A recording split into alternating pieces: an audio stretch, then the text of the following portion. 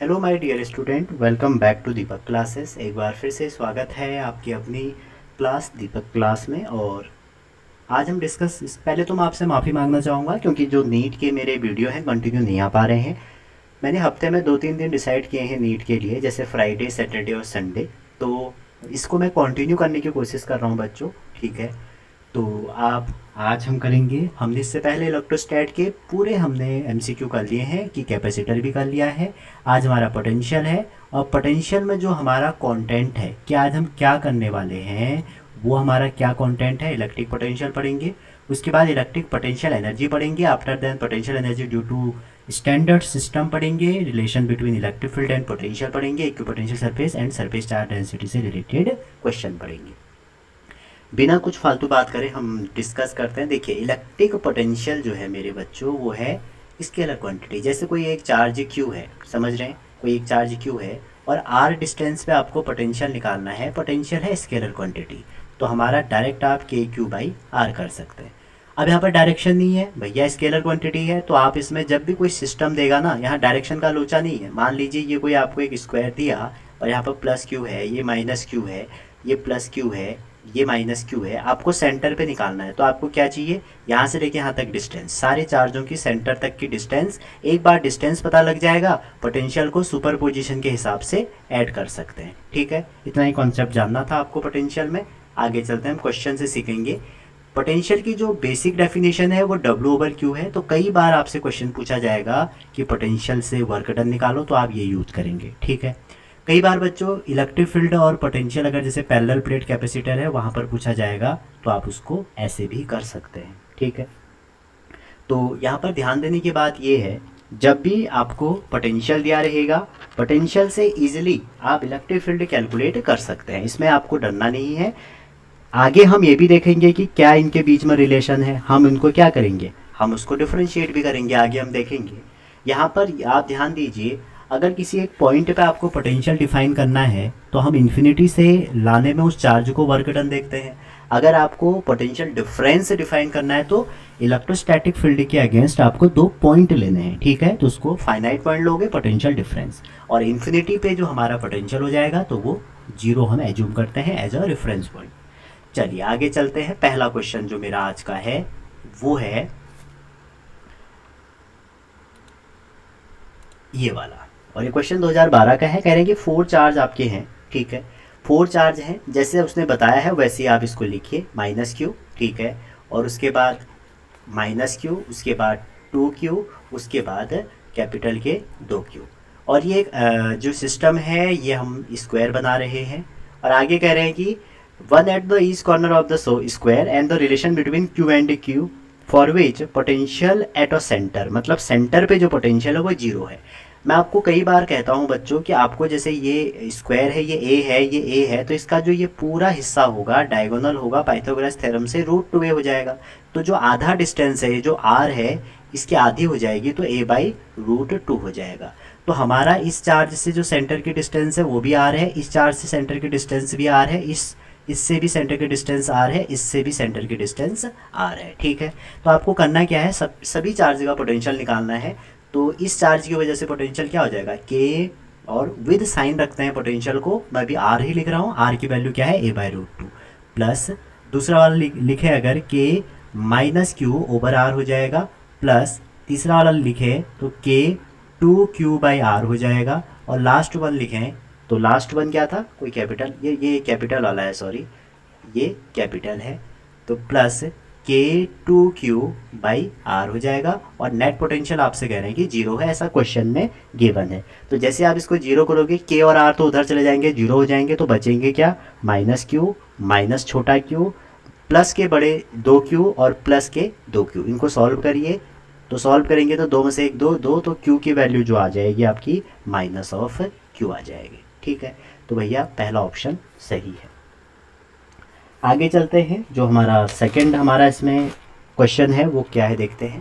कह रहे कि 3 चार्ज ईच Q, ये जो 3 चार्ज हैं बच्चों, इसमें ईच ऑफ क्या है, Q है। मान लीजिए A है, ये B है, ये C है, तो 3 चार्ज यहाँ पे रखे हैं Q, क्यू और क्यू। आपसे पूछा जा रहा है आइसोलेस है, आइसोलेस में आपको दिया भी है कि ये दो साइड आपस में बराबर है। क्लियर है, यहाँ तक ये दिया है और इसमें एक पॉइंट भी दिया है डी और ई। क्लियर है ना, आइसोलेस में दो साइड आपकी बराबर होंगी, तो ये दिया था क्वेश्चन में। कह रहे कि एबीसी ऑफ ये बीसी, तो कह रहे हैं कि the work done in taking a charge Q from D to E, तो डी से लेके ई तक ले जाने में कितना वर्क डन होगा। क्लियर है यहाँ तक। अब मैं आपको अगर बता दूं बच्चों, हमारा जो साइड ए सी है वो बी सी है ड्यू टू आइसोलेस ट्रायंगल, तो जब ए सी बी सी के बराबर होगा तो पोटेंशियल जो डी है वो ई के बराबर हो जाएगा। क्यों, इक्विपोटेंशियल सरफेस की कंडीशन। और अगर सेम पोटेंशियल है तो आप कह सकते हैं कि सर जो वर्क डन होगा वो कितना हो जाएगा, वो हो जाएगा W equal to Q delta V हो जाएगा डी से लेके ई तक, और दोनों सेम पोटेंशियल होने की वजह से ये जीरो हो जाएगा, तो वर्क डन आपका जीरो आ जाएगा भैया। ठीक है, तो इक्विपोटेंशियल सरफेस में जो वर्क डन होता है वो आपका जीरो होगा। नेक्स्ट क्वेश्चन है, इसमें भी आपको चार्ज दिए हैं, ये प्लस क्यू है आपका और ये वाला चार्ज माइनस क्यू है और ये वाला अगेन प्लस क्यू है, ये माइनस क्यू है। कह रहे हैं कि जो इसकी साइड है ये 12 है और आगे कह रहे हैं कि see figure electric potential at point A, आपको क्वेश्चन में ये पॉइंट ए दिया है, midway between two charge plus Q and plus Q is, तो आपसे कह रहा है कि यहाँ पर पोटेंशियल कितना होगा। ऑब्वियस बात है बच्चों, अगर आप इसको यहाँ से मिला के देखते हैं यहाँ से, ठीक है, तो इसका जो पोटेंशियल होगा, जो डिस्टेंस ऑफ ए पॉइंट है फ्रॉम प्लस क्यू, ये जो प्लस क्यू है वो एल है। ठीक है, क्योंकि ये 2l है ना, तो ये आधे आधे हो जाएगी क्योंकि मिड पॉइंट है, तो एल हो जाएगी। तो आप कह सकते हैं जो हमारे ए की वजह से, अगर आप इसको नंबरिंग ये ए पे पोटेंशियल देखें तो ए पे पोटेंशियल ये दो चार्ज से देखेंगे, अगर इस वाले चार्ज से और इस वाले चार्ज से, तो कितना हो जाएगा के क्यू ओवर एल हो जाएगा। और दो चार्ज है तो आप जोड़ लो या दो का इंटू कर लो। ठीक है, प्लस अब इन दोनों की वजह से देखेंगे, देखो अगर ये एल था ये 12 है आपका, ठीक है, तो ये एल है ये 12 है, तो यहाँ पर पाइथागोरस लगा देंगे तो ये कितना आ जाएगा एल स्क्वायर और 12 स्क्वायर, तो रूट के 5l, तो ये भी ऐसी और ये भी रूट 5l हो जाएगा। समझ रहे होंगे ना, ये 12 है और ये हमारा एल है, पाइथागोरस लगाएंगे तो इसका स्क्वायर हो जाएगा 4l square plus L square, तो 5l स्क्वायर मतलब रूट 5l, तो ये हो जाएगा के माइनस क्यू ओवर रूट के 5l। हमारा पोटेंशियल का फॉर्मूला क्या होता है, के क्यू बाई आर, और इसमें कितने का इंटू 2, क्योंकि दो बार लगाना है। सॉल्व कर दीजिए, तो कॉमन निकाल लेते हैं हम पहले, तो 2 क्यू एल हमने कॉमन निकाल लिया। कॉमन जैसे निकालोगे तो 1 माइनस 1 अपॉन रूट 5, तो 1 माइनस 1 अपॉन रूट 5 इसमें है और हमारा ये सही ऑप्शन हो जाएगा, क्योंकि के की वैल्यू क्या होती है 1 अपॉन 4 पाई एप्सिलॉन। अगला क्वेश्चन है क्वेश्चन नंबर 4, और क्वेश्चन नंबर 4 कह रहे हैं कि एक चार्ज है प्लस क्यू और एक है minus Q placed at A and B. हमारा जो चार्ज है ये डायग्राम हमें दिया था, तो मैं आपको अभी बना के दिखा रहा हूँ। एक चार्ज है बच्चों, यहाँ पर प्लस क्यू है, ये माइनस क्यू है। आपसे क्या कह रहे हैं कि ये जो डिस्टेंस है ए और बी की ये 2l है, तो कह रहे हैं कि C is the mid point between A and B. C यहाँ पर कोई एक पॉइंट है मिड पॉइंट और इधर कहीं पर एक डी है। तो work done in moving of plus Q along the C R D, semi circle बनाया है तो सेमी सर्कल लगभग ऐसे होगा। तो इस सी आर डी में प्लस क्यू को मूव करने में कितना वर्क डन होगा। सिंपल सी बात है, ये वाला सरफेस जो आपका है वी सी है, ये इक्विपोटेंशियल सरफेस हो जाएगा। हमारे दो चार्ज है, यहाँ पर आपका पोटेंशियल निकालोगे अगर आप, क्योंकि मिड पॉइंट है, ये भी एल आ जाएगा ये भी एल आ जाएगा, तो मिड पॉइंट की वजह से अगर यहाँ पे पोटेंशियल निकालोगे प्लस के क्यू बाई एल और माइनस के क्यू बाई एल, कितना आ जाएगा जीरो आ जाएगा। तो भैया वी सी पे तो पोटेंशियल जीरो है, वी डी पे हम निकाल लेते हैं। तो वी डी पे कितना पोटेंशियल हो जाएगा, वी डी पे हो जाएगा के माइनस के वजह से हो जाएगा माइनस क्यू बाई एल और प्लस के क्यू। अगर आप इस डिस्टेंस को देखो ये 12 है और इतनी जो डिस्टेंस है ये भी आपकी एल है, ठीक है, तो एल और ये हो गया 3l। इसको सॉल्व करें अगर ये आ जाएगा -2/3 के क्यू बाई एल। तो हमें तो क्या निकालना है, हमें निकालना है वर्क डन।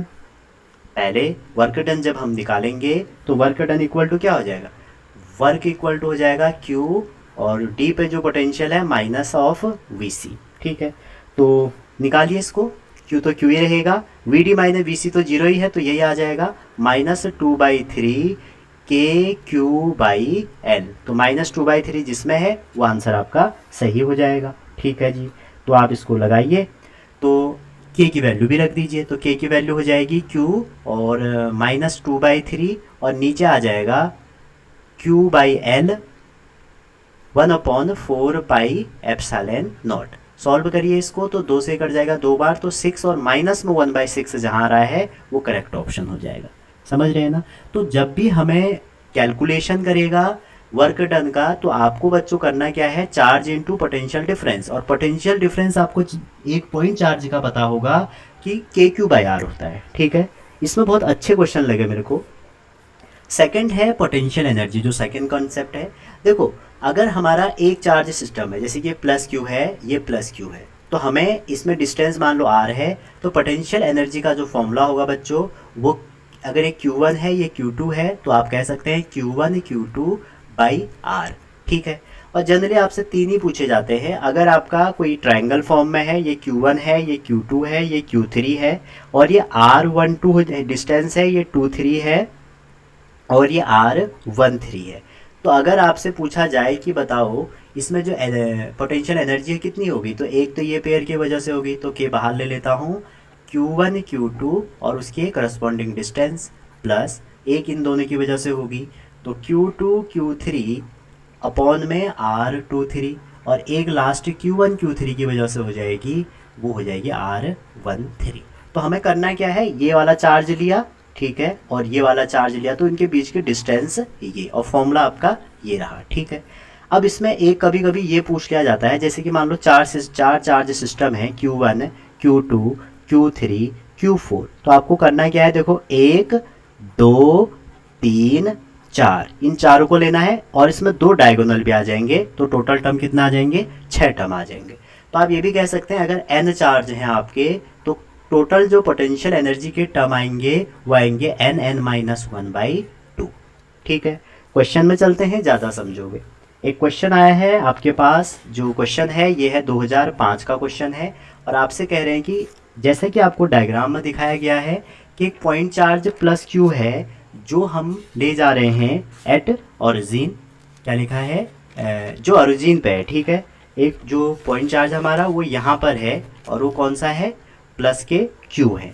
आपसे कहा जा रहा है work done in taking another point charge, तो वर्क डन कितना, देखो 2 चार्ज सिस्टम आ गया, तो आपको यहाँ पर समझना है कि जब 2 चार्ज सिस्टम आ जाएगा तो वहाँ पर आपको क्या करना पड़ेगा, वहाँ पर आपको पोटेंशियल एनर्जी का कंसेप्ट लगाना पड़ेगा। ठीक है, अब पोटेंशियल एनर्जी अभी मैंने आपको बताया कि जब 2 चार्ज सिस्टम होगा, उसकी जो पोटेंशियल एनर्जी हो जाएगी वो हो जाएगी के Q1 Q2/R। ठीक है, ठीक है जी। तो यहाँ पर अगर आप क्वेश्चन को पढ़ते हैं, तो क्वेश्चन आपसे कह रहे हैं कि जो पॉइंट चार्ज प्लस क्यू है, आपने कहाँ पर रखा है, ओरिजिन पे रखा है। ओरिजिन मतलब ये हो गया, ये पॉइंट है। ठीक है, और work done in taking another point charge minus Q from A, यहाँ पर एक पॉइंट ए है, यहाँ से लेके आपको यहाँ पर लेना है। ठीक है, तो इसको ले जाने में कितना वर्क डन होगा, सिंपल सी बात है, वर्क डन निकालना है। आपको ये पता होना चाहिए कि जो बच्चों यहाँ पर एक बहुत इंटरेस्टिंग बात है, जो पोटेंशियल एनर्जी है ना, पोटेंशियल एनर्जी आपकी डिफाइन होती है कंजर्वेटिव फोर्स के लिए। जो पोटेंशियल एनर्जी डिफाइन होती है वो कंजर्वेटिव फोर्स के लिए होती है, और कंजर्वेटिव फोर्स हमारा ग्रेविटेशनल फोर्स है। तो जो हमारा वर्क डन या एनर्जी है, तो किसी भी कंजर्वेटिव फोर्स के लिए जो वर्क डन है वो minus of change in potential energy होता है। ठीक, तो आप क्या करें, इस ए पॉइंट पे निकाल लें, क्योंकि यहाँ पे चार्ज क्या था, माइनस क्यू, यहाँ पे क्यू, इसकी वजह से यहाँ पर पोटेंशियल एनर्जी कितनी हो जाएगी, के छोटा क्यू माइनस क्यू, और यहाँ से लेके यहाँ तक की डिस्टेंस ए आपको दिया है ना 0, ए, तो ए हो जाएगी ए। ये हमारी ए पर क्या हो गई, पोटेंशियल एनर्जी। अगर आप बी पे निकालते हैं तो बी पे कितना हो जाएगा, यही चार्ज को आप यहाँ ले आएंगे जब मूव करा के, तो K small Q minus Q over A. अब इन दोनों का अगर आप डिफरेंस निकालेंगे तो साफ साफ दिख रहा है आपको, इसका जो डिफरेंस निकालेंगे वो तो 0 आएगा, क्योंकि इक्वल अपोजिट है। ठीक है, तो 0 आएगा तो वर्क डन कितना हो जाएगा, 0 हो जाएगा। नेक्स्ट कह रहे हैं सेकेंड, कह रहे हैं कि 2 चार्ज हैं Q1 Q2 are placed 30 centimetre apart as shown in figure, लेकिन इसका फिगर हमारे पास नहीं है। और थर्ड चलो हम बना लेते हैं, एक Q1 है एक Q2 है, ठीक है। क्योंकि ना आज वीडियो बनानी थी मुझे और हमारी पीपीटी भी तैयार नहीं थी, तो मुझे बहुत जल्दी में तैयार करनी पड़ी, ठीक। तो कह रहे एक third charge Q3 move along the arc of a circle of radius 40 centimetre from C to D। ये आपको दिए हैं दो चार्ज Q1 Q2 प्लेस्ड इतना एस होने फिगर, थर्ड चार्ज Q3। एक मिनट बच्चों में इसका ना डायग्राम देख लेता हूँ, अगर अवेलेबल है तो हम इसका डायग्राम चेक करते हैं। एक मिनट, एक किताब खोलनी पड़ेगी, ठीक है, मॉड्यूल से इसका मैं डायग्राम बता रहा हूँ। टू चार्ज Q1 Q2, तब तक आप रिवीजन कर सकते हैं।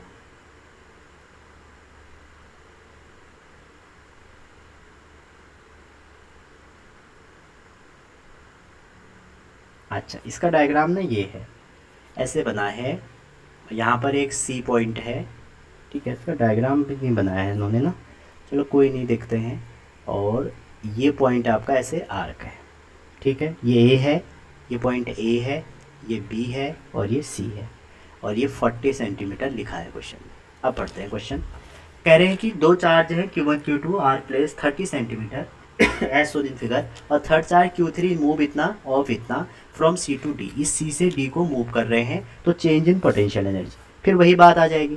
चेंज इन पोटेंशियल एनर्जी अभी इन्होंने ये दे रखी है और K की वैल्यू पूछ रहे हैं। ये K 1/4πε0 नहीं है, ठीक है, ये K कुछ अलग क्वांटिटी है। तो देखो इनिशियली आप ये निकालो कि जब ये सिस्टम यहाँ पे था तो इसकी पोटेंशियल एनर्जी कितनी थी, और जब हम मूव करेंगे तो कितनी थी, ठीक है।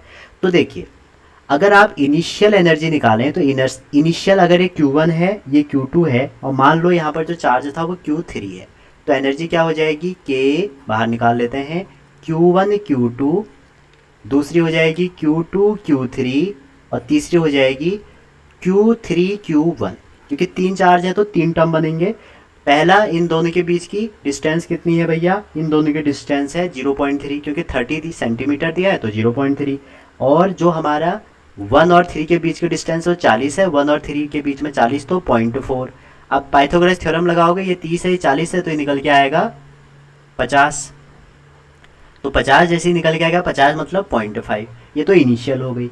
अब जैसे ही आप इसको मूव करा दोगे, जब इसको आप C से D, क्या इसमें क्वेश्चन में कहा है कि C से D जब मूव कराएंगे तो कितनी चेंज होगी, तो फाइनल एनर्जी में जो कंडीशन ये होगी वो कितनी हो जाएगी, वहाँ पर भी हम लगाते हैं K। देखो Q1 Q2 के बीच में तो वही रहेगा 0.3, क्योंकि ये दोनों तो मूव हो नहीं रहे हैं। Q2 Q3 के बीच में जो डिस्टेंस हो जाएगी वो इंटरेस्टिंग बात है कि कितनी होगी, ठीक है। और Q3 Q1 के बीच में तो 0.4 ही रहेगी। अब आप ध्यान से देखिए, अगर आप किसी भी चार्ज को, अगर आप किसी भी चार्ज को इस पॉइंट से, कहाँ से, C से, ये C पॉइंट से D पर प्लेस कर दें, ये 30 है ये 50 था, तो बचेगा कितना, आप खुद ही देख सकते हैं कि जब हम किसी भी चार्ज को मूव कर देंगे इस C पॉइंट से, तो C पॉइंट से मूव करने में हमारा जो कितना हो जाएगा, जो 0.5 आप लिख रहे हो, ये तो अभी यहाँ से लेके यहाँ तक की डिस्टेंस थी, ठीक है। अब ये डिस्टेंस 2 और 3 के बीच में कितनी रह जाएगी, 0.1 रह जाएगी, ठीक है। समझ में आया होगा 0.1 कैसे रहेगी, क्लियर है ना। 2 3 कितनी रह जाएगी, 0.1 रह जाएगी जब आप इसको C से D मूव कर देंगे। अब आपको करना क्या है, फाइनल माइनस इनिशियल कर देना है, और एक बार आप जब फाइनल माइनस इनिशियल कर देंगे तो आपका आंसर आ जाएगा। तो इसमें देखिए कुछ कैंसिल हो जाएंगे, बचेंगे क्या, आपके बचेंगे K बाहर आ जाएगा, Q1 Q2 अपॉन में 0.1 माइनस Q2 Q3 0.5।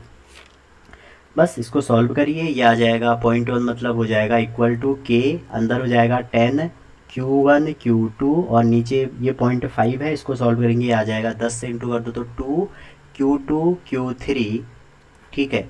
इसको सॉल्व कर दो, सॉल्व करोगे तो आपका आंसर निकल के आ जाएगा,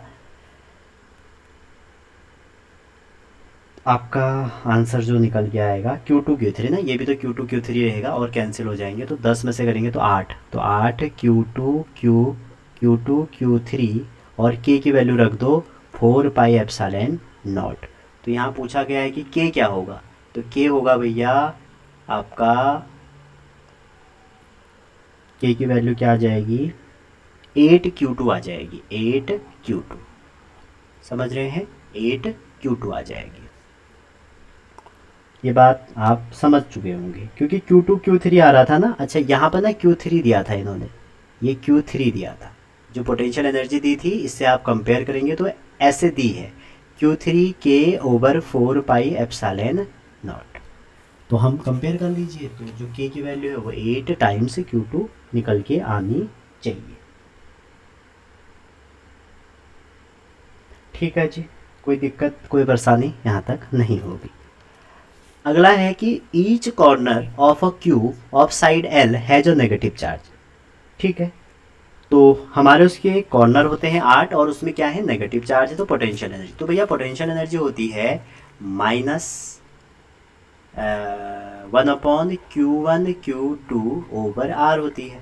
अब सारे कॉर्नर में अगर माइनस चार्ज है तो आप सब क्या पूछ रहे हैं कि प्लस चार्ज सेंटर पे है, तो K-Q और सेंटर पे जो हमारा यहाँ से डिस्टेंस है हम इसको अगर R एज्यूम कर रहे हैं तो कितने कितने चार्ज हैं, टोटल 8 है, तो इसको आप सॉल्व कर दीजिए। तो ये हो जाएगा 8 इंटू 1/4πε0, और यहाँ से सॉल्व कर देंगे तो ये आ जाएगा, R की वैल्यू क्या आ जाएगी, R की वैल्यू आ जाएगी L/2, अगर लेंथ इसकी L है तो ये आ जाएगी L/2, तो अपॉन में L और 2 पहुँच जाएंगे ऊपर, और ये हो जाएगा Q² नेगेटिव का। तो आंसर क्या आ जाएगा इसका, सॉल्व कर लीजिए, 4 से कट गया 2 बार, ठीक है, और ये √3L/2 आएगा ना डायगोनल, क्योंकि जो उसका टोटल डायगोनल होता है वो √3L हो जाएगा, और सेंटर की जो डिस्टेंस हो जाएगी वो √3L/2 हो जाएगी। तो इसका जो करेक्ट आंसर बनेगा वो बन जाएगा -4Q² √3πε0/L। ठीक है, हमें ये करना था, बस R की वैल्यू आपको पता होनी चाहिए कि R की वैल्यू इसके लिए √3L/2 यूज़ करना था, क्योंकि जो डायगोनल हो जाएगा क्यूब का वो length into breadth into height का होता है, तीनों सेम होता है, तो √3L हो जाएगा, √3L/2 कर लो तो वहाँ से आप निकाल सकते हो। चलिए आगे देखते हैं क्या है। अगला जो टॉपिक है वो है potential due to standard system. ठीक है, अब स्टैंडर्ड सिस्टम में क्या है, जो पहला सिस्टम है हमारा वो ये रहा, और ये बहुत बार पूछा जाता है बच्चों, ये है क्या चीज़, ये है कंडक्टिंग स्पेयर। इसको आप कितना भी चार्ज दो ये सब अपना चार्ज रिसाइड कर देगा बाहर को, चाहे आप पॉजिटिव चार्ज दो चाहे आप नेगेटिव चार्ज दो। ठीक है, तो अगर ये डिस्टेंस आपके यहाँ पे R है, ठीक है, तो यहाँ पर आप जब इसको सॉल्व करेंगे तो आपका जो अंदर जो इलेक्ट्रिक फील्ड है वो जीरो होगा, लेकिन पोटेंशियल क्या रहेगा, कांस्टेंट रहेगा। तो जो वैल्यू होगी पोटेंशियल की वो कितनी हो जाएगी, KQ/R²। कहाँ तक, जब तक R बाउंड्री तक ना हो। ठीक है, ये लेस देन होगा अंदर और उसके बाउंड्री तक। ठीक है, और बाहर जो ये R होगा, सॉरी, तो बाहर जो पोटेंशियल होगा वो KQ/r हो जाएगा, और R से बड़ा है। तो जैसे ही आप इसका ग्राफ बनाओगे तो कैसा बनेगा भैया, तो पोटेंशियल वर्सेस R का जो ग्राफ बनेगा कांस्टेंट बना, और धीरे धीरे ये डिक्रीज होगा। तो ये इनसाइड है और बाहर जो है आपका आउटसाइड है। और पता नहीं इतना क्यों क्वेश्चन यहाँ से आते हैं, बहुत ज़्यादा क्वेश्चन आते हैं। ठीक है, और ये बाउंड्री है R=R। क्लियर है यहाँ तक भैया, किसी को कोई दिक्कत नहीं हो रही होगी। अब हम चलते हैं क्वेश्चन की तरफ, और पहला क्वेश्चन है इसी पे बेस्ड क्वेश्चन है, हमने अभी डिस्कस किया, इसके अंदर इलेक्ट्रिक फील्ड जीरो होगा, पोटेंशियल कांस्टेंट होगा अप टू बाउंड्री। तो पहला क्वेश्चन कह रहा है कि हलो मेटल स्पेयर है, मेटल स्पेयर मतलब कंडक्टिंग स्पेयर है, और जिसकी रेडियस 10 है। अच्छी बात है। कह रहे कि charge such that potential 80, surface पे इतना है तो सेंटर पे बताओ, तो सेंटर पे भी 80 हो जाएगा, क्योंकि ये कांस्टेंट होता है और इसकी वैल्यू KQ/R होती है, और वो सरफेस तक वैलिड रहती है। अगला क्वेश्चन 2002 में है कि एक सॉलिड स्पेरिकल कंडक्टर है जिसको हमने चार्ज दिया, तो इलेक्ट्रोस्टैटिक पोटेंशियल क्या होगा। ठीक है, कहाँ पर, constant through out the conductor, largest at centre, largest on surface, तो ये पूछा गया है, तो इसका मतलब क्या होगा, constant through out the conductor. ठीक है, उसके बाद तो डिक्रीज होना लग जाएगा ना, अभी हमने ग्राफ तो बनाया था। तो ये स्टैंडर्ड सिस्टम के क्वेश्चन पूछे जाते हैं। एक और आया था शायद इससे, ये वाला क्वेश्चन कह रहे कि कंडक्टिंग आपके पास स्पेयर है ऑफ रेडियस R, चार्ज ये, तो कह रहे कि इलेक्ट्रिक पोटेंशियल कितना होगा। तो भाई इलेक्ट्रिक पोटेंशियल पहले लिखा है, फील्ड बाद में लिखा है, तो अंदर फील्ड जीरो होता है, तो जीरो वाले ऑप्शन ढूंढो। ये नहीं होगा, ये नहीं होगा, अब ये हो सकता है, ये हो सकता है। ठीक है, अब बोथ जीरो नहीं होंगे, क्यों, अभी तो हमने डिस्कस किया ना, तो यहाँ पर अंदर क्या हो जाएगा, अंदर जो पोटेंशियल हो जाएगा वो आपका के क्यू बाई आर हो जाएगा, जिसकी वैल्यू आप कह सकते हैं 1/4 pi epsilon not Q by R, और आर क्या है यहाँ पे, रेडियस है। ठीक है ना। चलिए, ये पहला स्टैंडर्ड सिस्टम हुआ। अगला है हमारा डाइपोल। तो डाइपोल की कहानी क्या थी, हमने पढ़ा था कि जब भी दो चार्ज किसी एक फाइनाइट डिस्टेंस पे रखे हुए हैं, जिसको हम जनरली 2a ले लेते हैं फॉर सिंपल कैलकुलेशन करने के लिए। ठीक है, 2a क्यों लिया जाता है, सिंपल कैलकुलेशन करने के लिए। वहाँ से हमने एक्सियल देखा था कि एक्सियल जो हमारा इलेक्ट्रिक फील्ड आया था तो आया था 2 kp/r³, और वहीं पर इक्वेटोरियल जो आया था वो आया था kp/r³। तो आप ये भी कह सकते हैं कि एक्सियल कंडीशन में 1/r³ रहता है। अगर किसी जनरल पॉइंट पे पूछ लिया जाए तो जनरल पॉइंट पे जो इलेक्ट्रिक फील्ड होगा प्यारे बच्चों वो ये रहेगा। ये सारे आप कंप्लीट अपने पास इंफॉर्मेशन रखिए, आपसे क्वेश्चन पूछे जाते हैं। अभी हम पोटेंशियल पढ़ रहे हैं, तो पोटेंशियल जब हम निकालेंगे तो एक्सियल कंडीशन में जो पोटेंशियल है वो होता है kp/r²। पी आप जानते होंगे सब लोग, इलेक्ट्रिक डायपोल मोमेंट जिसकी डायरेक्शन इलेक्ट्रिक फील्ड की अपोजिट होती है। तो इक्वेटोरियल में जीरो होता है। इसलिए अगर कोई डायपोल है, जैसे कोई डायपोल है, इसके इक्वेटोरियल में कभी भी आप चार्ज को मूवमेंट कराओगे तो वर्क डन जीरो आ जाएगा, क्योंकि इक्वेटोरियल में पोटेंशियल जीरो होता है। तो इसका जो जनरल पॉइंट पे होता है वो होता है kp cos θ/r²। तो जनरली आप ये भी कह सकते हैं v किस पे डिपेंड करेगा, 1/r² पे। तो इस पे क्वेश्चन आया था आपके लिए ये वाला, और ये क्वेश्चन आया है 2020 में। क्वेश्चन कह रहे हैं कि एक इलेक्ट्रिक डायपोल है जिसमें डायपोल मोमेंट दे दिया इन्होंने, ये p दिया है। ठीक है, और आगे कह रहे हैं electric potential due to dipole at a distance इतना फ्रॉम द सेंटर, मतलब एक्सियल कंडीशन है। ठीक है, इक्वेटोरियल होता तो मार्क बंद करके जीरो कर देता। कह रहे हैं कि एट एंगल इतना, देखो एंगल पे दिया है, उस महाशय ने ये भी यूज़ नहीं किया, उसने ये यूज किया। ठीक, तो इसलिए इलेक्ट्रिक फील्ड भी आप एंगल पे याद रखें। तो kp cos θ/r² हो जाएगा। k की वैल्यू होती है 9 × 10⁻⁹, और p दिया है भाई साहब ने 16 × 10⁻⁹, और cos कितना दिया है 60, और cos 60 की वैल्यू कितनी होगी, जनरली आप निकाल सकते हैं। cos 60 आ जाएगा आपका 1/2। ठीक है, और उसके बाद हमें r कितना दिया है भैया, 0.6। तो 0.6 मतलब एट अ डिस्टेंस 0.6, तो r वही डिस्टेंस 0.6 मतलब हो जाएगा 0.36। बस इसको सॉल्व कर लीजिए, आपका आंसर आ जाएगा। क्लियर है यहाँ तक। तो अगर इसको आप सॉल्व करते हैं, ये 9 से तो ये 9 कट गया। ठीक है, और ये 9 से कट गया ये 0.04 बार। तो अब 100 का इंटू कर दो 1600, तो ये आंसर आ जाएगा आपका कितना आएगा ये, 9 4 जा, और ये हो जाएगा 16, 2 जीरो बढ़ा लो ऊपर, इंटू 8 से कर दोगे तो आंसर आ जाएगा आपका 200। 200 है, 200 आ जाएगा। चलिए आगे चलते हैं। स्पेरिकल सेल बहुत इंपॉर्टेंट है। स्पेरिकल सेल, तो जब भी आपको स्पेरिकल सेल आएगा, जनरली जैसे स्पेरिकल सेल है, एक सेल ये है और एक सेल ये है। ठीक है, इस पे चार्ज मान लो Q1 है, इस पे चार्ज Q2 है, और ये जो बच्चों डिस्टेंस है R1 है और ये R2 है। ठीक है, और ये A है, मान लो कोई सरफेस, ये B है। तो आपसे अगर पूछेगा कि पोटेंशियल A पे निकालो, तो सिंपल सी बात है, KQ1/R1 करोगे प्लस KQ2/R2 करोगे। क्लियर है यहाँ तक। अगर वो आपसे पूछे कि B पे निकाले, तो भाई B के लिए ना आपको क्या करना पड़ेगा, R2 डिस्टेंस लेना पड़ेगा। क्यों, क्योंकि अंदर तो सारा पोटेंशियल सेम है ना पूरी थ्रू आउट बॉडी। तो आप क्या करोगे, KK2/R2 करोगे, और KQ1 करने में भी आप R2 करोगे, अगर आप इस B पे निकाल लो। ठीक है, अब जो दूसरा केस है यहाँ पे, इसी में अगर हम इसी में दूसरा केस बना दें कि इसको हम चार्ज बॉडी बना दें। ठीक है, चार्ज बॉडी जब आपका बनेगा तो क्या होगा, देखिए मान लो मैंने अंदर वाली बॉडी को एक, या बाहर वाली बॉडी को हमने एक बैटरी से कनेक्ट कर दिया। तो बैटरी से कनेक्ट करने का मतलब है इसका पोटेंशियल जीरो हो गया। तो जो अभी आपने VB निकाला था, ये जो VB निकाला है, इसको अगर आप इक्वेट जीरो करोगे तो आपको क्या मिलेगा, KQ1 और R2 तो एक ही था, माइनस KQ2। तो कैसे K कट गया, तो Q1 equal to minus Q2।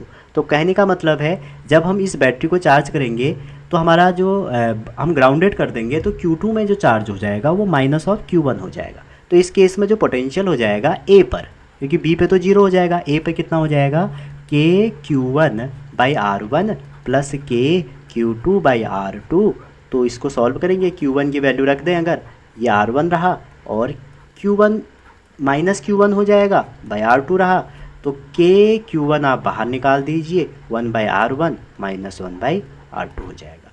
Similarly आप अंदर इस वाले को भी ग्राउंडेड कर सकते हो और इस वाले को ग्राउंडेड करोगे तो ये जीरो के इक्वेट करोगे, तो अगर इसको आप जीरो के इक्वेट करोगे तो क्या मिलेगा भैया, के Q1R1 इक्वल टू माइनस के Q2R2, और के से आपका के कट गया, तो भैया यहाँ से जो आपने ग्राउंडेड किया Q2 की वैल्यू क्या निकलेगी, Q2 की वैल्यू निकलेगी माइनस R2/R1 Q1। ये कभी पूछा जा सकता है और वैसे ही आपको पोटेंशियल पूछा जाएगा। ठीक, अब वैसे ही हमारा एक क्वेश्चन है, ये स्पेरिकल सेल वाला क्वेश्चन है।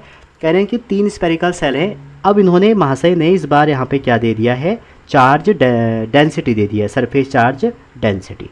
तो सरफेस चार्ज डेंसिटी में जब आपको ये 3 क्वेश्चन पूछे जाएंगे तो क्या कह रहे हैं, ABC 3 है, मान लो ये 3 है, एक ये रहा, एक ये रहा और एक ये रहा, ये 3 है आपके पास, और इसकी रेडियस A है, इसकी रेडियस B है और इसकी रेडियस C है।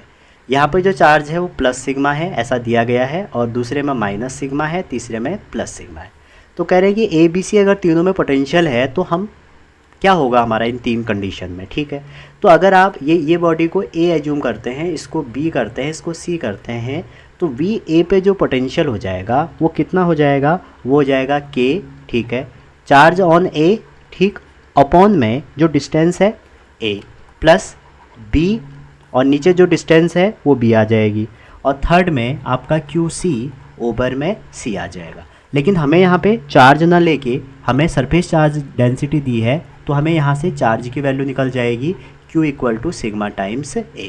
तो जैसे ही आप इसको सॉल्व करते हैं, K आ गया तो Q की वैल्यू रखिए तो सिग्मा, तो इसमें सिग्मा दिया है और A क्या हो जाएगा 4 पाई, और रेडियस पहले गोले की A² है अपॉन में A, और वैसे ही आप देखें ये प्लस है, यहाँ पर हो जाएगा माइनस सिग्मा, सिग्मा की जगह माइनस सिग्मा, 4 पाई B² ओवर B हो जाएगा, और थर्ड वन आप देखेंगे प्लस सिग्मा 4 पाई C² ओवर C हो जाएगा।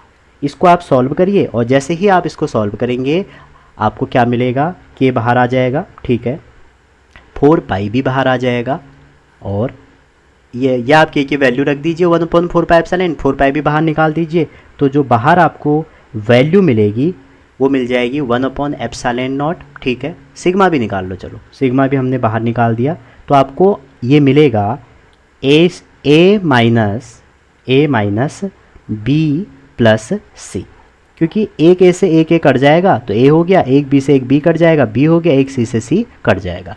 और आप देखिए ये हमारी पहले की वैल्यू हो गई। ठीक है, दूसरे केस में, और C इक्वल टू आपको ये भी दिया है कि A प्लस B है, तो C इक्वल टू अगर A प्लस B होगा तो आप रखें या न रखें कोई बात नहीं, ये VA हो गया। सिमिलरली आप क्या करेंगे, VB निकालिए। ठीक है, तो B पर जब आप पोटेंशियल निकालेंगे तो सेम आप B पे भी निकाल सकते हैं। तो B के केस में क्या हो जाएगा, K तो बाहर आ जाएगा, ठीक है, और पहले केस में जो चार्ज है हमारा वो क्या हो जाएगा 4 पाई A² सिग्मा। ठीक है, सिग्मा टाइम में डायरेक्ट कर दिया मैंने इस बार, अपॉन में A हो जाएगा। अब हम B पे निकाल रहे हैं, तो B पे जब हम निकालेंगे तो A की जो डिस्टेंस है वो हमें B ही लेनी पड़ेगी। मैंने आपको बताया था जब आप B पे निकाल लो तो अंदर वाले की रेडियस जो है वो बाहर वाले की रेडियस चलेगी, पूरे थ्रू आउट बॉडी बाहर वाले की चलेगी, अंदर वाले की नहीं चलेगी। अगर उसके अंदर ओवरलैप कर रहा है जो डिस्टेंस B की है वही रखेंगे, तो यहाँ पर भी B आ जाएगा, और ये प्लस माइनस 4 पाई B², और यहाँ पे सिग्मा, और सिग्मा यहाँ नेगेटिव था इसलिए माइनस सिग्मा ये B हो गया, प्लस 4 पाई C² सिग्मा ओवर C हो जाएगा।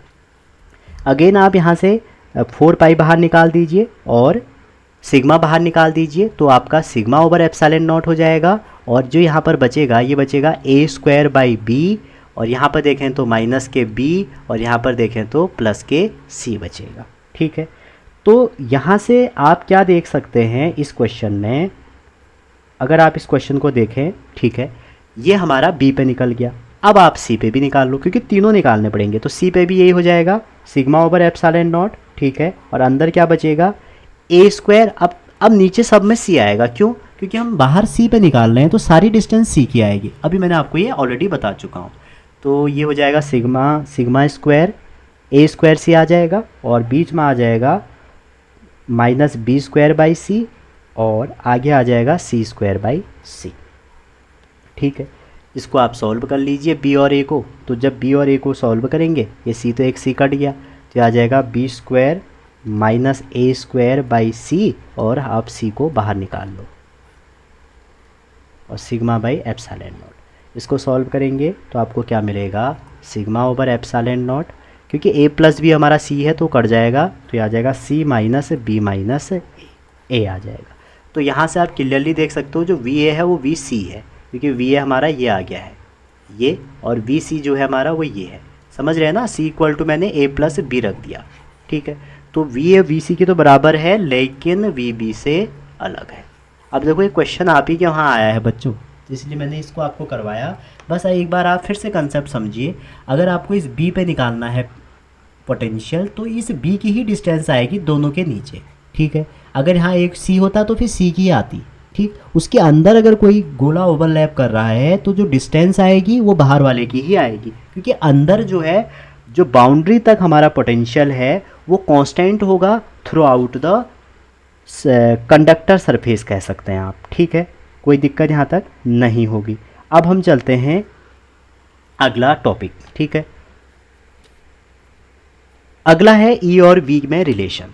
तो आपने कई बार देखा होगा, इससे आपके वहाँ बहुत क्वेश्चन पूछे गए हैं, पता नहीं इनको इतना लगाव क्या है, और इजी क्वेश्चन है, पोटेंशियल से काफ़ी इजी क्वेश्चन है। अगर आप अपनी इलेक्ट्रोस्टैट अच्छी कर लेते हैं तो आपके शायद 2 क्वेश्चन इलेक्ट्रोस्टैट इलेक्ट्रिक फील्ड से निकल जाएंगे, और बाकी तुम्हारे 1 या 2 क्वेश्चन, 1 क्वेश्चन यहाँ से निकल जाएगा, और किस्मत अच्छी रही तो इलेक्ट्रिक आपका उससे भी निकल जाएगा, कैपेसिटेंस से भी निकल जाएगा। समझ रहे हैं? तो आपको करना क्या है, आपको अच्छे से पढ़ना है।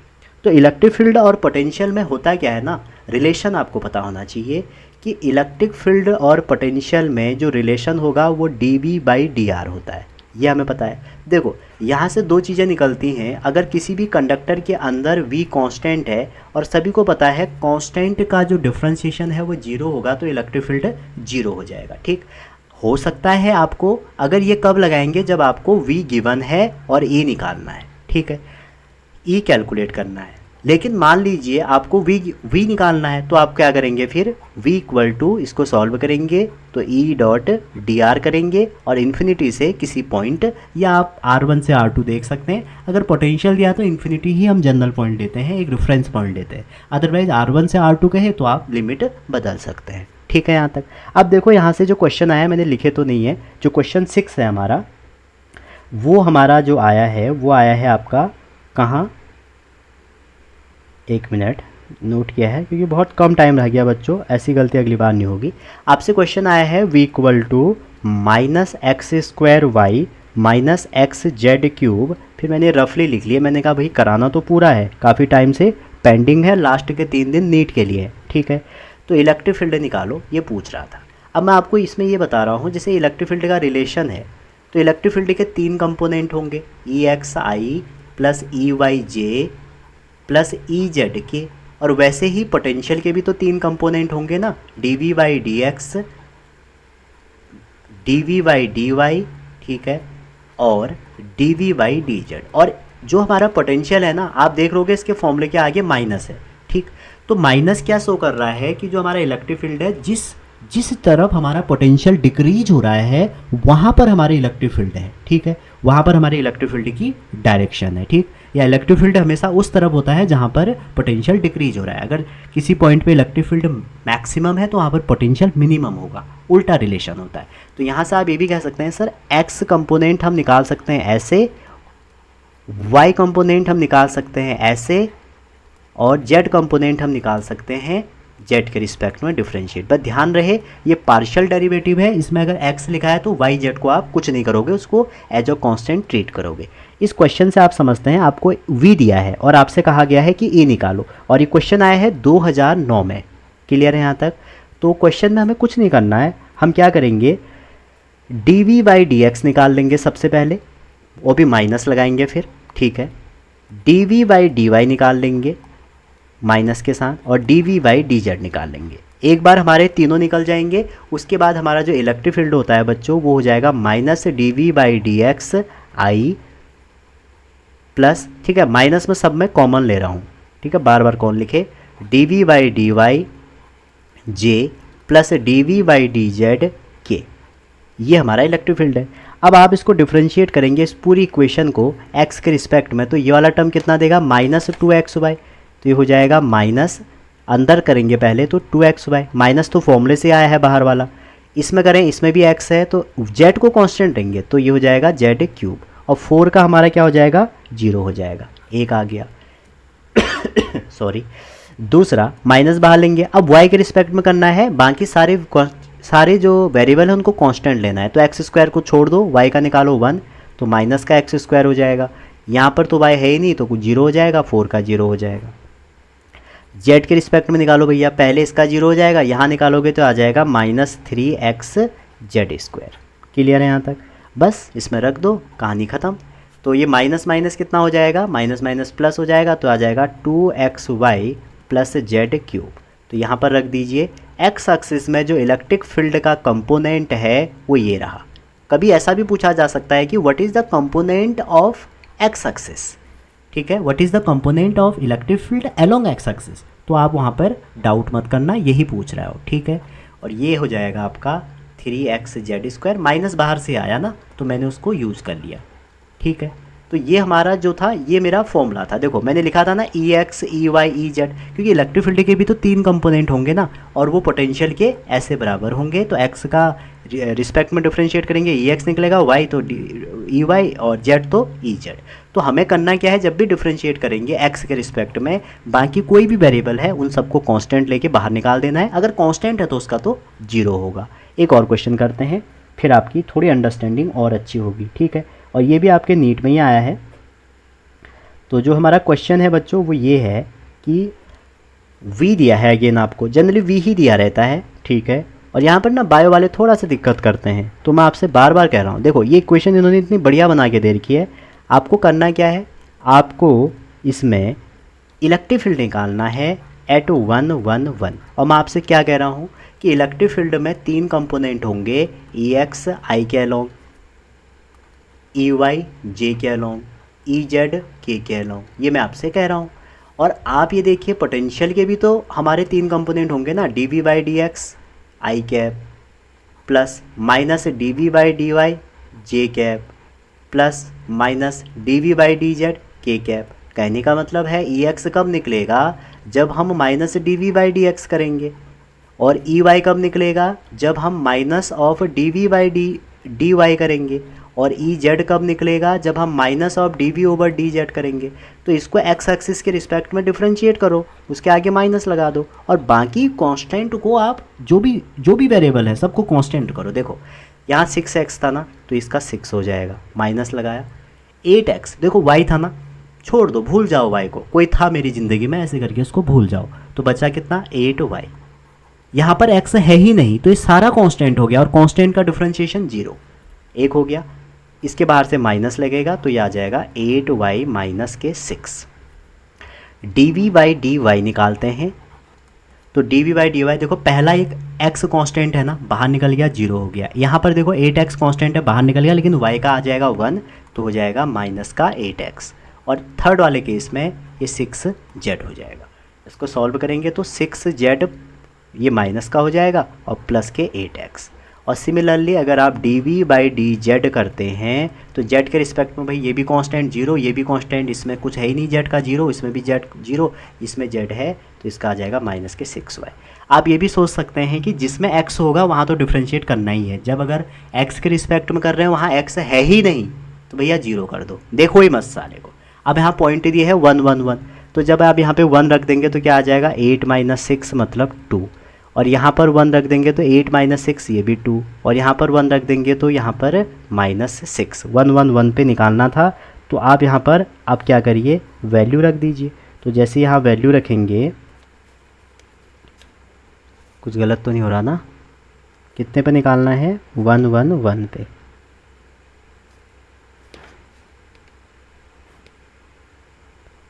वन वन वन पे 8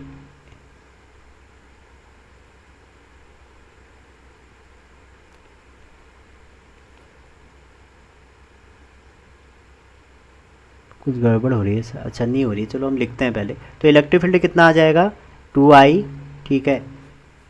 अच्छा यहाँ माइनस माइनस माइनस प्लस हो गए 6z,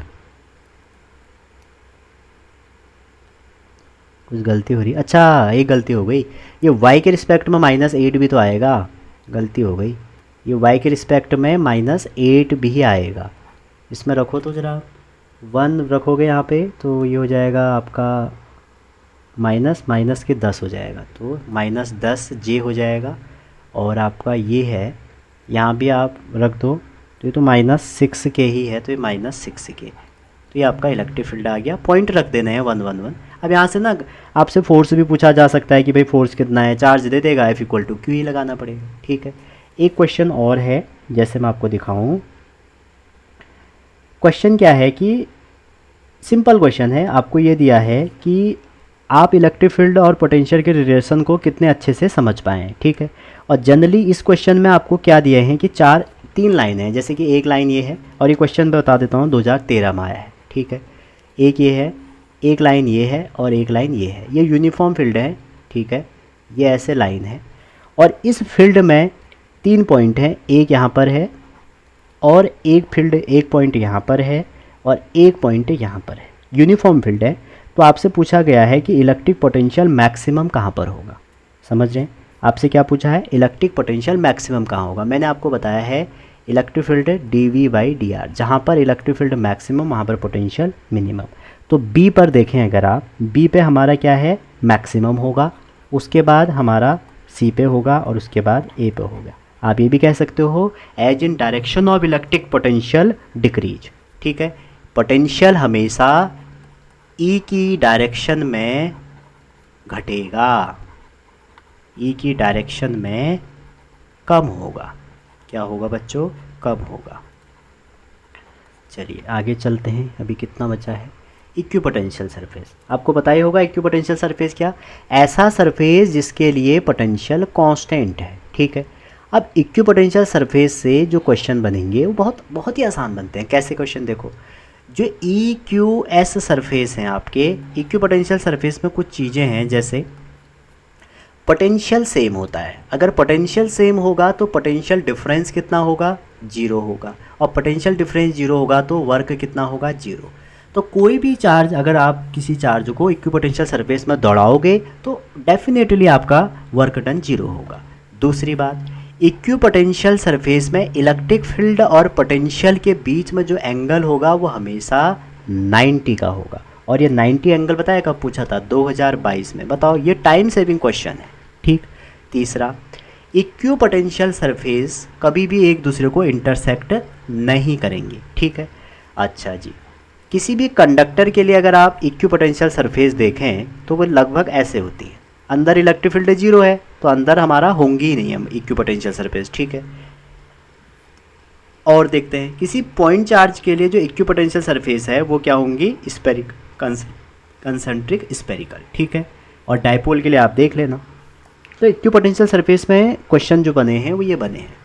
तो क्वेश्चन करें कि जो डायग्राम है वो शो कर रहा है रीजन ऑफ इक्विपोटेंशियल सरफेस। इसमें कौन सा डायग्राम कह रहा है कि एक पॉजिटिव चार्ज को A to B लगे हैं, सारे डायग्राम इक्विपोटेंशियल शो कर रहे हैं, ऐसा ये बता रहे हैं।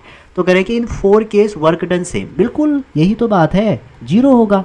पूछो हमसे कितना होगा, हम बताएंगे 0 होगा, क्योंकि अभी तो बताया ना मैंने, वर्क डन 0, क्योंकि इक्विपोटेंशियल सरफेस में कोई भी काम नहीं होगा, potential same everywhere, difference 0, work done 0, खत्म भैया। तो ये हमारा आज का, अच्छा एक अभी इसमें टॉपिक बचा है उसको भी देख लेते हैं। यहाँ पर बच्चों आपको सरफेस चार्ज डेंसिटी से रिलेटेड क्वेश्चन आते हैं, ठीक है। तो सरफेस चार्ज डेंसिटी से कैसे क्वेश्चन आएंगे, देखो आपने पढ़ा है कि surface charge density sigma equal to क्या होता है, Q/A होता है, ठीक है। तो Q/A से क्या क्वेश्चन बनेंगे, कई बार इससे क्वेश्चन बने हैं आपके एग्ज़ाम में। तो जैसे मैं आपको एक क्वेश्चन बताता हूँ, इसमें एक क्वेश्चन ये बना था, 2022 का क्वेश्चन था, ठीक है। 2022 में एक क्वेश्चन ये बना था कि 2 मेटालिक कंडक्टिंग स्पेयर है, एक स्पेयर ये है जिसकी रेडियस R1 है और एक ये है जिसकी R2 है। और आपसे पूछा गया था कि जो R1 है वो बहुत ज़्यादा है R2 से, तो पोटेंशियल बताओ किसका ज़्यादा होगा किसका कम होगा। समझ रहे हैं यहाँ तक। तो भैया देखो दोनों कैसे हैं, कंडक्टिंग स्पेयर, तो मैंने आपसे बताया कि भैया दोनों का पोटेंशियल अंदर कांस्टेंट होगा। तो भाई रेडियस बड़ी हो कम हो, दोनों का जो पोटेंशियल हमारा यहाँ पर बनेगा वो क्या बनेगा, कांस्टेंट बनेगा। लेकिन क्वेश्चन क्या था, क्वेश्चन ये था कि एक की जो रेडियस है ना वो क्या है, ज़्यादा है दूसरे से। तो आप कह सकते हैं चार्ज दोनों में क्या है, सेम है, क्योंकि पोटेंशियल का फॉर्मूला क्या है, के क्यू बाई आर। अब दो दिए हैं इन्होंने, रेडियस का भी रिलेशन दे दिया, चार्ज तो सेम है ना, तो रेडियस में क्या होगा, जिसकी रेडियस कम होगी उसका पोटेंशियल ज़्यादा, जिसकी रेडियस कम होगी उसका पोटेंशियल ज़्यादा होगा, क्योंकि इनवर्स रिलेशन है ना। तो R1 बड़ी है तो R1 का पोटेंशियल कम होगा। तो ये क्वेश्चन आपको 2022 में पूछा गया था, ठीक है। और एक बार एक क्वेश्चन पूछा गया था, इन्होंने ही पूछा था, इसमें सरफेस चार्ज डेंसिटी से रिलेटेड क्वेश्चन। इन्होंने ये कहा था कि दो हमारे पास चार्ज स्पेरिकल बॉडी है, एक बॉडी ये है जिसकी रेडियस R1 है और एक बॉडी ये है जिसकी R2 है, ठीक है। और ये क्वेश्चन पूछा है 2021 में। कह रहे हैं कि इनकी जो सरफेस चार्ज डेंसिटी है इसकी सिग्मा 1 है, इसके सिग्मा 2 है, क्लियर। और क्वेश्चन ये है कि इन दोनों को एक वायर से, एक कोई वायर से कनेक्ट किया गया, तो कह रहे हैं कि सिग्मा 1 बाई सिग्मा 2 निकालिए। तो भैया सिंपल सी बात है, सरफेस चार्ज डेंसिटी मैंने आपको बताया है कई बार। देखो जब भी हम किसी दो चार्ज बॉडी को कंडक्टिंग वायर से जोड़ते हैं तो इसका मतलब ये होता है कि ये जो इसका पोटेंशियल होगा वो इसके पोटेंशियल के हमेशा बराबर होगा, तब तक उसमें चार्ज फ्लो होगा। तो K Q one by R one, अगर पहले की R1 है तो के Q2 बाई R2 हो जाएगा। और आपने ये भी पढ़ा है कि सिग्मा जो होगा Q अपॉन A होगा, क्लियर है यहाँ तक। तो यहाँ पर आप K से तो K कट गया, तो Q1 by R1 equal to Q2 by R2 हो जाएगा। तो Q1 की वैल्यू रख दीजिए सिग्मा के टर्म में, तो सिग्मा 1 4 पाई R1 का square over R1 equal to sigma 2, और सेकेंड गोले के लिए 4 पाई R2 का स्क्वायर ओवर R2। R2 से R2 कट गया, 4 पाई से 4 पाई कट गया, तो सिग्मा 1 बाई सिग्मा 2 का रेशियो क्या होगा भाई, वो हो जाएगा R2 बाई R1। तो ये ऐसे क्वेश्चन पूछे जाते हैं। हमेशा याद रखना, जो हमारी कंडक्टिंग वायर है इससे जब भी हम किसी को जोड़ेंगे, ठीक है, तब तक उसमें चार्ज फ्लो होगा जब तक उसका पोटेंशियल सेम ना हो जाए। तो पोटेंशियल का कंसेप्ट इसीलिए लगा यहाँ पे, और बाकी तो ये आपको पता ही होना चाहिए, पहला चैप्टर में आप सीख के आए होंगे, ठीक है। एक क्वेश्चन मैं आपको होमवर्क दे रहा हूँ और आप इस क्वेश्चन का मुझे आंसर कमेंट में देंगे। बच्चों दो हमारे पास स्पेयर हैं, ये क्वेश्चन आपका 2019 में आया है और ये आपके लिए होमवर्क है। एक गोला ये है और एक हमारा कंडक्टिंग ये रहा, ठीक है। कंडक्टिंग ये है, पहले की रेडियस R है और दूसरे की रेडियस 2R है, ठीक है।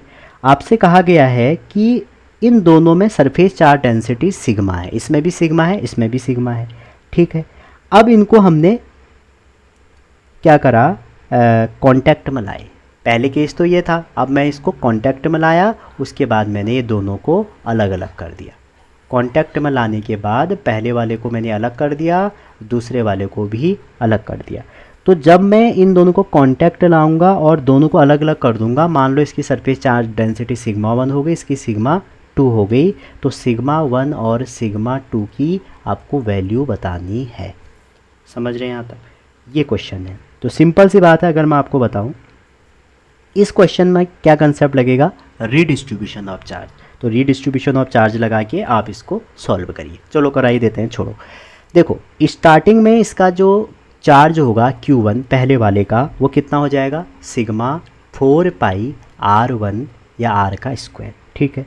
और जो दूसरा वाला है इसका जो चार्ज होगा वो हो जाएगा सिग्मा 4 पाई, R की जगह 2R तो 4R स्क्वायर, तो ये हो जाएगा 16 सिग्मा पाई R स्क्वायर। तो दोनों के Q1 Q2 आ गए।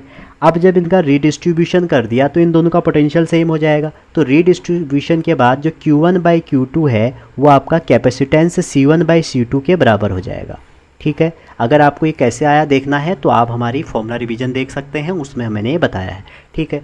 तो स्पेरिकल बॉडी के लिए ये हमारा R1 और R2 के बराबर होता है, ठीक है। तो इससे कट जाएगा। तो रीडिस्ट्रीब्यूशन के बाद जो हमारा चार्ज है, मान लो डैश हो गया, तो Q1 over Q2 dash 1/2 Q2 हो गया, ठीक है।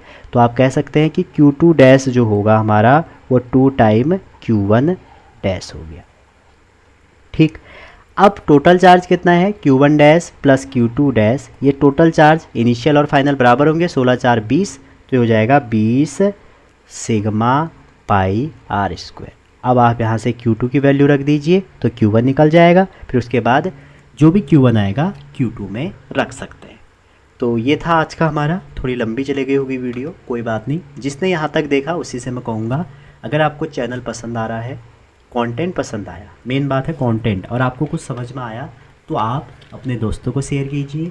आप एक लाइक, और एक लाइक मत भी करें, सब्सक्राइब मत करें, दोस्तों को मत शेयर करें, लेकिन एक फीडबैक ज़रूर दे के आए कि सर हमें ये समझ में आया, ये हमने PYQ से सीखा, और ये आपको इम्प्रूव करने की ज़रूरत है, ये हमें इम्प्रूव करने की ज़रूरत है। और चाहें तो अपने दोस्तों को शेयर करें, अपने ग्रुपों में भेजें, जहाँ भी है, ठीक है। आप ग्रो करवाएं। मिलते हैं अगली वीडियो में, तब तक अपना ख्याल रखिए। Wishing all the best.